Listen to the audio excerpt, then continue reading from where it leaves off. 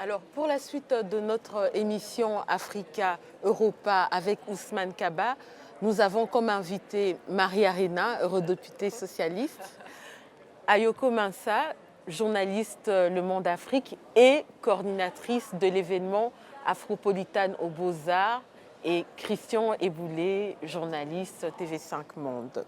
Alors, du 3 février au 5 février 2017, nous avons l'événement Afropolitane Festival aux Beaux-Arts. Ayoko Mensa, vous pouvez nous parler de cet événement?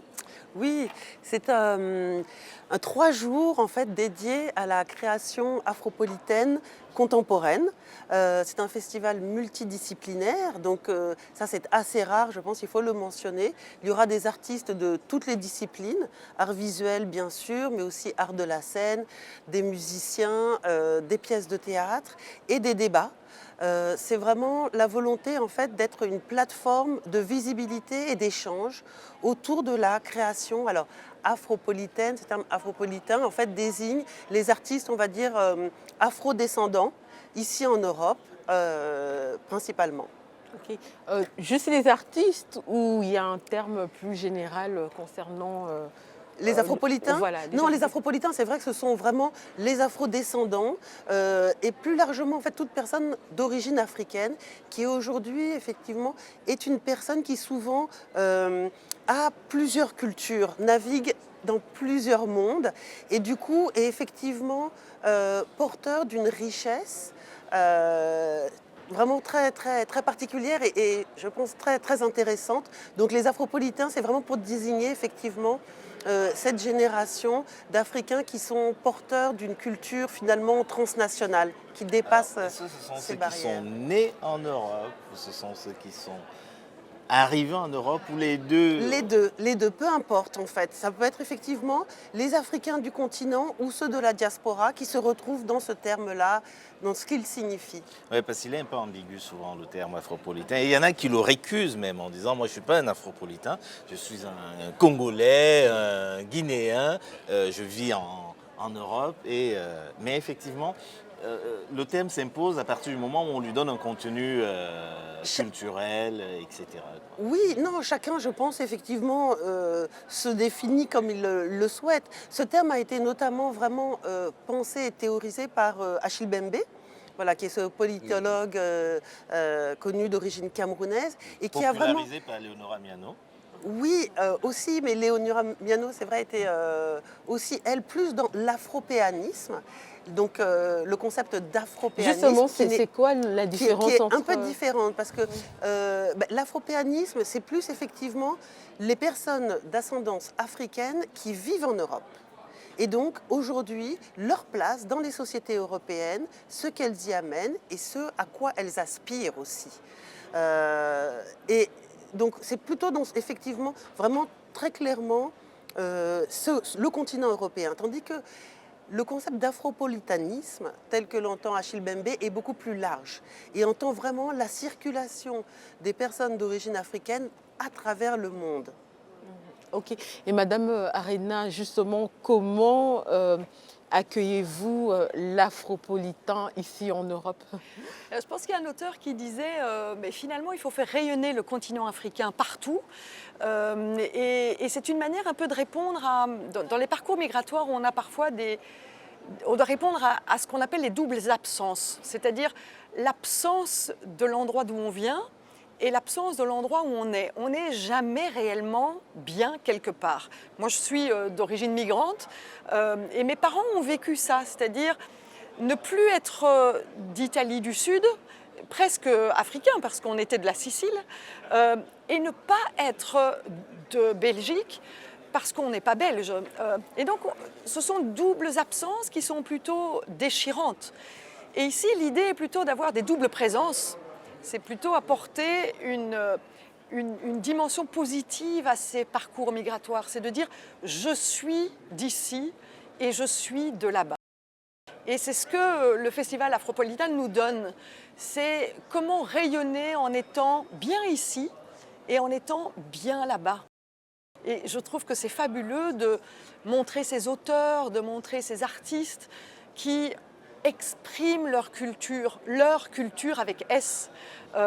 Bien entendu leur culture africaine, mais confrontée aux cultures européennes. Et je trouve ça vraiment magnifique comme espace. Madame Marina, est-ce que ce n'est pas justement simplement l'expression de tout migrant? Quand on regarde par exemple la fierté avec laquelle M. Trump, le récent président qui montrait sa tenue écossaise en disant qu'il était écossais, qu'on le lui a offert et qu'il est content.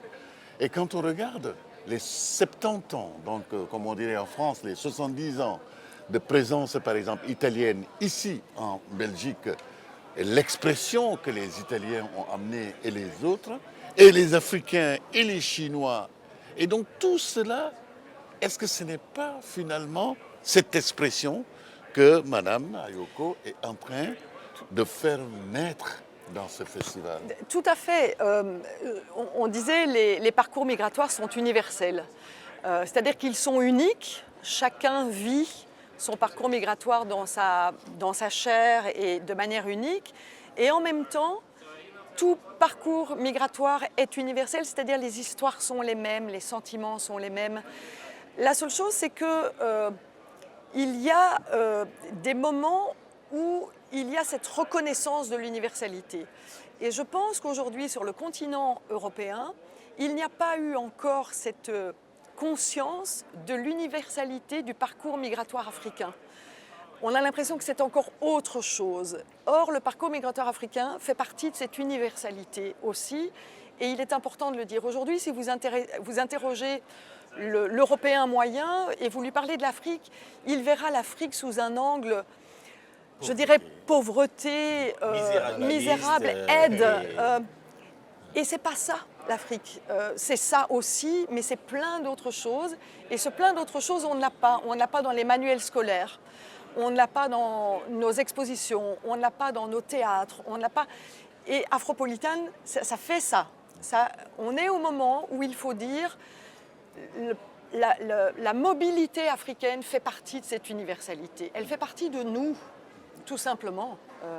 Oui, et puis je pense qu'effectivement, cette richesse en fait culturelle propre aux Afro-descendants, elle est aussi, je veux dire, je pense, riche de partage et d'échanges pour tous les Européens et par-delà.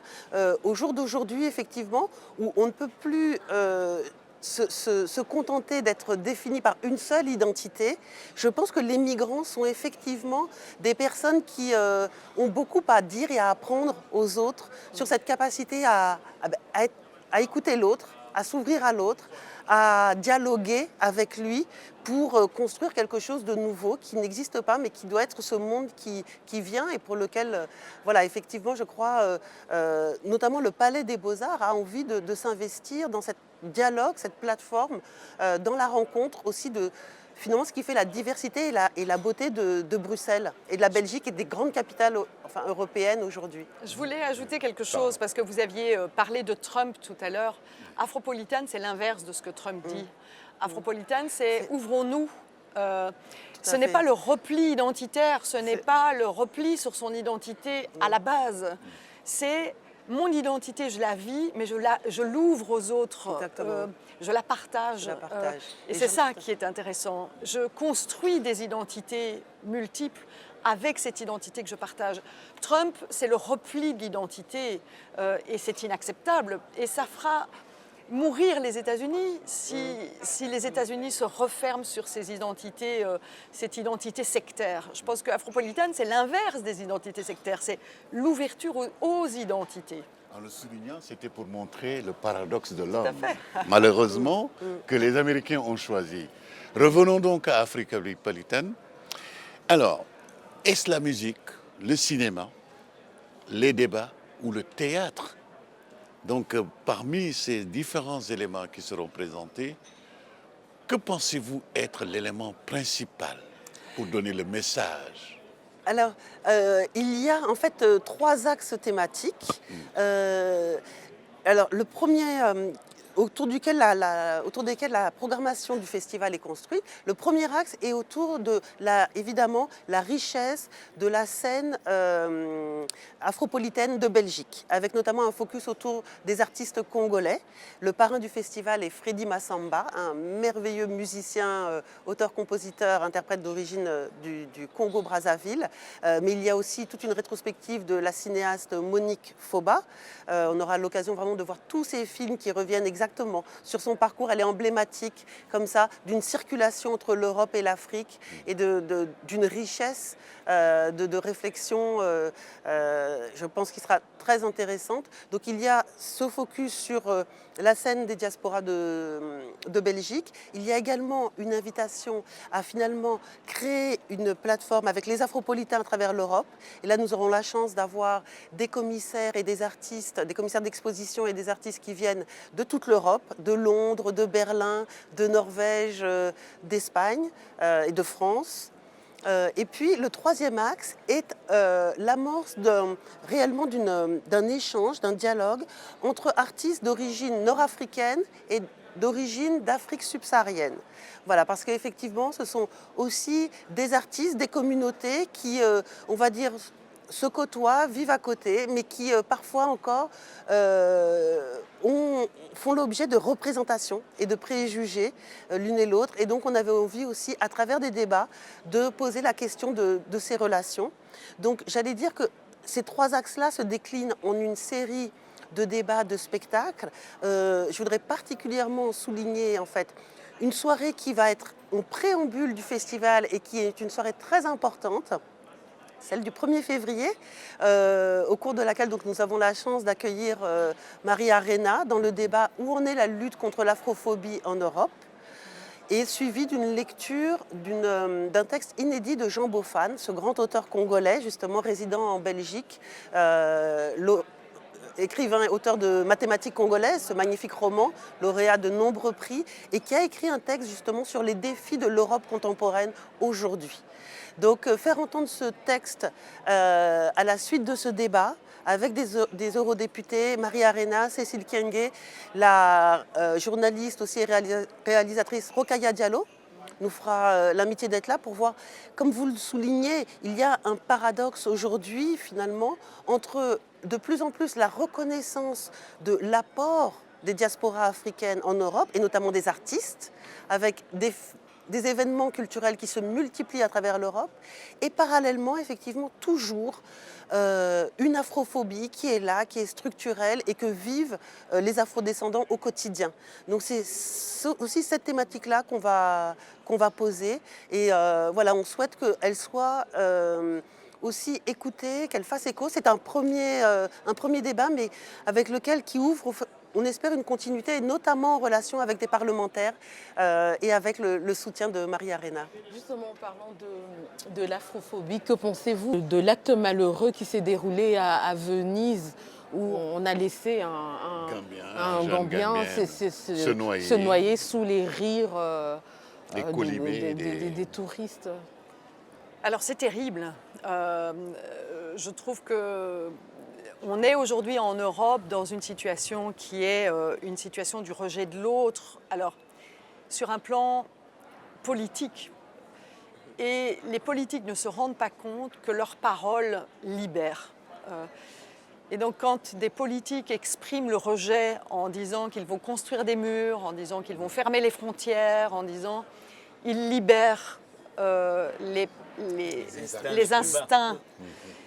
Ça ne veut pas dire que les Européens sont racistes, que les Européens sont fermés, que les Européens ne sont pas généreux. Ça veut tout simplement dire que ça donne la possibilité à certains de se comporter comme tels. Et c'est ça qui est dramatique aujourd'hui en Europe. Et j'en appelle, moi, à la responsabilité des hommes et des femmes politiques en disant le problème de l'Europe, ce n'est pas le problème de sa migration, ce n'est pas les étrangers en Europe. Le problème de l'Europe, c'est son économie aujourd'hui, elle n'arrive pas à redistribuer correctement. C'est ce qu'on trouve aussi en Afrique, c'est le problème de l'Afrique, c'est le problème. Donc posons les problèmes correctement et arrêtons de dire que ce qui pose problème aujourd'hui en Europe, ce sont les étrangers, ce sont les migrants. Et l'Afrique n'est pas exempte. Hein. L'Afrique du Sud, on a vu, en Zambie récemment encore, on a vu comment est-ce que la xénophobie peut s'exprimer. Tout à fait. Les hommes et les femmes politiques qui ne veulent pas affronter les vrais problèmes, qui sont des problèmes de redistribution, de solidarité, ces hommes et ces femmes politiques souvent choisissent le chemin le plus simple en disant le problème c'est l'autre.